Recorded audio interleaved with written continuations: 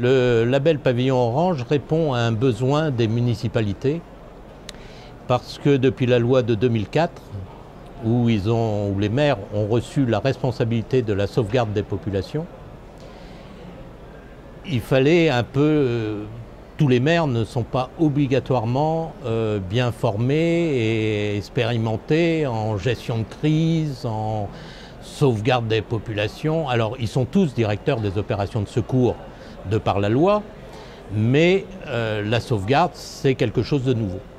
Et donc le Haut Comité français pour la défense civile a voulu les aider en mettant en place un label, mais pas simplement un label sanction, c'est-à-dire de dire cocorico, cette ville est excellente, mais aussi un label d'aide et de formation. Et donc dans les questions du label, il y a ce qui est préconisé par les mématos qui ont été faits par la direction de la sécurité civile à son époque, lorsque la loi est sortie, et puis surtout toutes les bonnes idées que je constate dans les villes où je passe des audits.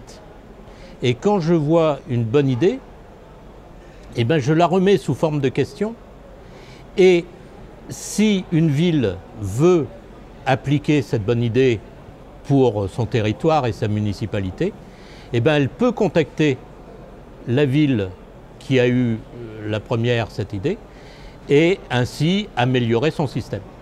Donc lorsque nous avons créé le pavillon orange il y a 5 ans, il y avait à peu près 200 questions. Aujourd'hui nous en sommes à 400 et sur les 200 j'ai dû en éliminer 50. Donc vous voyez que ça évolue bien. Alors celles que j'ai éliminées, c'est lesquelles? C'est celles où tout le monde me répondait oui. Donc l'idée, vous voyez, c'est ça, c'est le progrès.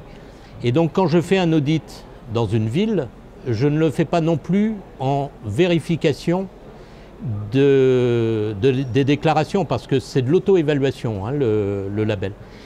J'y vais pour faire comprendre au maire ou à ses services que, ayant fait telle et telle chose, avec un tout petit pas en plus, ils auraient beaucoup plus de choses à faire et pour la sauvegarde de leur population.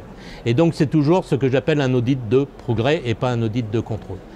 Je prends un exemple, une fois j'étais dans une petite ville des Alpes et le maire me dit bah, vous savez, par la loi de 2004, j'ai dû faire mon DICRIM, hein, le document d'information communale des risques majeurs.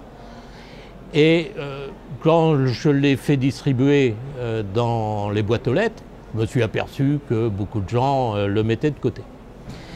Et certains le lisaient, mais d'autres ne s'en occupaient pas. Et donc j'ai eu l'idée de le faire non dans les écoles, non pas pour les jeunes, mais par les jeunes. C'est-à-dire qu'ils ont dit la même chose, mais avec leurs mots, avec leurs dessins, avec leur symbolique, avec... voilà. Et donc, bien sûr, ça n'avait pas la valeur du DICRIM communal, mais lorsque le jeune rentrait chez lui et que sa famille lui disait bah, « Qu'est-ce que tu as fait aujourd'hui ?» J'ai fait un DICRIM. Et donc là, bah, vous voyez le côté familial, attentif, on est beaucoup plus attentif à ce qu'a fait le jeune que le courrier envoyé par le maire. J'ai trouvé ça, c'est pas dans le mémato, j'y avais pas pensé. J'ai trouvé ça très astucieux. Et donc maintenant, dans le questionnaire, il y a « Avez-vous pensé à faire un DICRIM jeune ?» Il y a un petit astérix. Ceux qui veulent voir derrière l'astérix, ils savent quelle est la ville qui a fait ça, ils peuvent la contacter.